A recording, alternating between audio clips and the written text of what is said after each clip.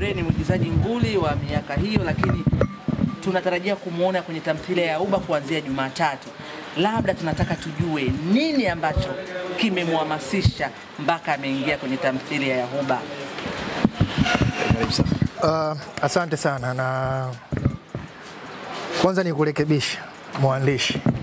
Sio msanii wa kipindi kile.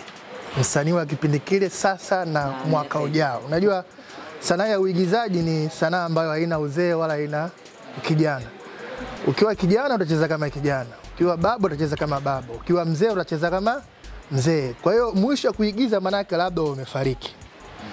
Ngoja nirudi katika jibu lako la msingi, swali lako la msingi. Imefika wakati sasa wasanii kama wasanii tuweze kufanya collab, tuweze kushirikiana. Kwa sababu tunaona hata wenzetu wa Bongo Flava wanashirikiana kwa kiasi kikubwa tu. Tunaona Rayvanny anashirikiana na Alikiba, Harmonize anashirikiana na mtu mwingine. Kwa hiyo isiwe tu kwamba kwa sababu mimi Ray na kazi zangu basi nifanye kazi zangu tu. Kwa hiyo nilikaa Azizi director akanihitaji, tukakaa tukazungumza. Kwa hiyo nikaona jambo la msingi kuweza kufanya kitu kikubwa. Ushirikiano huu ndio tunaweza kuijenga hii industry. Kwa hiyo cha kufanya mimi niliamua na nilikubali, kwa sababu mimi sijawahi kucheza kazi ya mtu yoyote. Lakini kutokana na ukubwa wa Uba na ukubwa wa director wa series hii, kwa nikabidi nimpe hiyo heshima yake kufanya kazi na yeye. Kwa hiyo nachotaka niwaambie Watanzania wote, mtegemee makubwa sana na mabadiliko makubwa sana ndani ya tamthilia kubwa hapa nchini ya Uba, ambayo inaruka siku ya Jumatatu, Jumanne na Jumatano.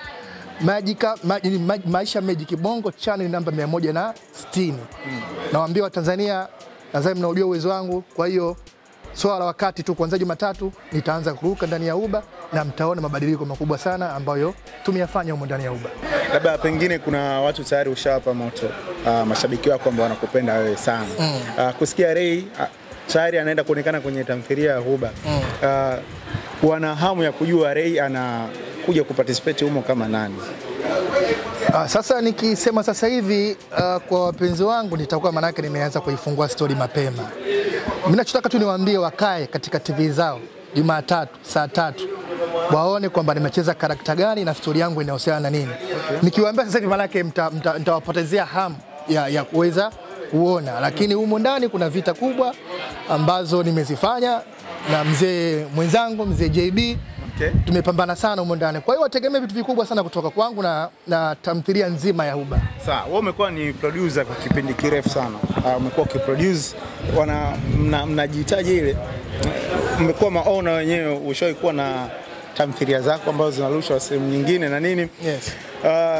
Kitu gani, sehemu gani unaona kuna madhaifu kwenye tamthilia, au unaona ni sehemu gani maproducer hawatendei haki tamthilia zao? Sasa siwezi kuwazungumzia watu wengine. Mimi nipo hapa kuzungumzia general industry. Yes. Matatizo katika industry yapo. Hakuna tamthilia yote duniani isiyokuwa na matatizo. Hata wenzetu wa Ulaya, Nigeria, Ghana, kuna mistakes tunaziona, lakini zisio kwa ukubwa huo. Kwa hiyo matatizo ambayo yapo ni kwamba zile preparation, kufanya kazi kwa uharaka. Labda tunaambiwa tunashuti, tumeingia mkataba na baadhi ya makampuni ambao sitaki kuyataja. Unapewa mkataba, unaambiwa ndani ya mwezi mmoja usubmit labda episode 20 au 30 au 50. Kwa hiyo tunakuwa tunakimbizana na ule muda ili tufanye nini, tusubmit ile kazi. Kwa hiyo tunafanya ili tumalize, tufanye kwa ule ubora ambao unafanya nini unatakiwa. Kwa hiyo mimi ninachokiona hapo ni maandalizi. Kama unampa mtu mkataba, mpe season 3 4, mlipe hela zake zote, mpe labda miezi 6 7, wanafanya kazi nzuri. Kwa hiyo sisi tuna makosa mengi kwa sababu tu ya muda, watu hawajiandae vya kutosha. Ray, na swali moja la mwisho kwako. Wasanii wamekuwa wakiwalalamikia maproducer kwamba wanafanya kazi kubwa lakini payment zao zinakuwa hazieleweki na wanalalamikaga kama wanatumika. Wewe ni producer wa tamthilia nyingi sana. Pia sasa hivi unashirikiana na Azizi. Take yako ni nini kwenye hilo? Ni wasanii wana matatizo, wanataka kudeserve kile kitu ambacho hawapaswi kudeserve kwa muda huo, au ni kweli industry na hayo matatizo ya kutokuwa jali wasanii? Unajua unapoitwa na producer akushikii panga wala shoka. Mnazungumza, mnakubaliana. kwamba bwana, mimi kama Ray nitacheza labda kwa milioni 3 au kwa 50,000. Sawa? Shida iko hapa. Nishakubaliana na wewe kwamba mkataba wangu utakulipa 300,000. Sasa umeanza kuonekana, ushaanza kulewa ule usta, unaona kama unacholipwa nini ni kidogo. Kwa hiyo kimsingi kila mtu anafanya kazi kwa mikataba. Inawezekana kweli wanalipwa kiasi kidogo, lakini kutokana na mimi producer nalipwa shilingi ngapi na baadhi ya makampuni, kama huku nalipwa kidogo na mimi nitawaaminia kidogo hawa ili tuweze kuishi wote, at least na upate mkato wako kila siku. Sawa? Na ndio maana kuna maproducer wengine wanawapigania wasanii kuwalipa vizuri ili waishi vizuri na wafanya kazi wakiwa wako comfortable. Unajua unapofanya kazi ukiwa umelipwa vizuri, maana unafanya kazi uko very comfortable. Unatoa energy yako yote ili kuwakilisha ile character ambayo umepewa na producer kufanya nini? Kuifanya. Sawa sawa. Mimi naomba nikuulize swali hapo hapo kwa sababu umesema kwamba sasa hivi mnaungana pamoja na Aziz. Lakini swali langu ni kwamba wewe ulikuwa hujawahi kufanya kazi kweli ya mtu hata hivi kwenda ni wewe mwenyewe na kazi zako. Kwenye hili sasa utakuwa umeingia moja kwa moja au utafanya kwa Aziz kunaendelea na kazi zako? Swali zuri sana. Sisi kama maproducer kwanza tunashirikiana. Na siwezi kusema kwamba eti mimi ninavyocheza huba maana yake siwezi kufanya kazi zangu zingine. Hapana, ni kama JB anavyofanya. JB mbona na siri zake anaonyesha sehemu fulani na anacheza katika huba. Lengo ni kutaka kuinyanyua hii tasnia ya tamthilia. Kwa mimi niko katika na JB katika tamthilia moja, watu wanakuwa motivation kufanya nini? Kuiangalia ile season wazee wamefanya kitu gani ndani ya hiyo tamthilia. Kwa hiyo si kwamba nipo huba nitaacha kufanya kazi zangu, hapana. Tumeamua kutengeneza joint venture ili kutengeneza kitu kikubwa tuweze kupandisha thamani ya hizi kazi zetu tunazofanya nini? Tunazozifanya. Sawa sawa. Naamini kuna vigezo ambavyo unaangalia kabla kuingia kwenye tamthilia kwa maana kuigiza pia. Nataka nifahamu vitu gani ambavyo vikuvutia hasa kwenye tamthilia ya Huba na unawish pia na wewe kwa sababu umeanza tayari watu wavitegemea kutoka kwako. Niongezee pia hapo kabla hujaingia kwenye tamthilia ya Huba, kabla hujaitwa na producer Aziz, kuna siku ulishawahi kukaa ukatamani kuwa mmoja wa member wa tamthilia ya Huba? Nianze na swali la kwanza. Uliniuliza kwamba uliniuliza vipi? Kwa nini Huba? Vitu gani ambavyo okay.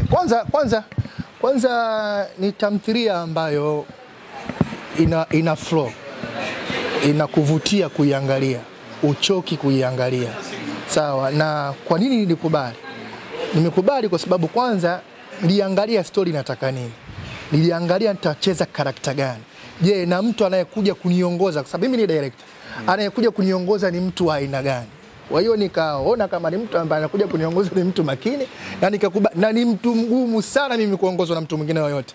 Lakini nikiona una uwezo fulani wa kuniongoza basi nitakuwa niko chini yako.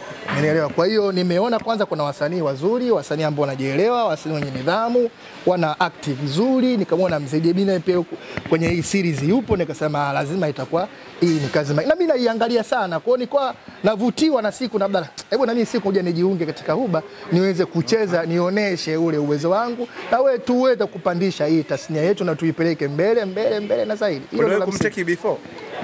Nani? Nani producer? Director mara nyingi nazungumza ni mtu wangu na ni rafiki yangu, nilipokuja katika Huba tumezidi kuwa marafiki. Kwa hiyo tunazungumza tukikutana, yeye yuko busy na kazi zake, mimi niko busy na kazi zangu. Tukikutana coincidence tunajenga, tunazungumza. Kwa hiyo tunakutanaga mara kwa mara lakini sio kwa sana kama sasa hivi. Mimi ningetamani JB afike hapa na yeye kwa sababu unajua nyinyi washikaji wa muda mrefu mmefanya movie muda mrefu kwa pamoja, natamani aongelee kwanza furaha ya wewe kuingia Huba na jinsi gani mtakapokamua wakati mtakapokutana pamoja. Na uzuri tumekuta JB yuko kwenye setting hapa. Kwa hiyo nafikiri ndio sawa. Okay, wakati JB anakaribia kufika na swali moja kwa moja. Ndio. Sasa kuna sababu iliyopita umeposti kwenye Instagram page yako kwamba jana usiku kwa kuamkia leo niliota ndoto ambayo sijajua hata kwa kimoja siku hii itakuwa na masikitiko na vilio vingi. Sijajua ni kitu gani. Wengi wametafsiri kama ni dongo unawapiga pengine wapinzani wa Aziz au kulikuwa na maana gani?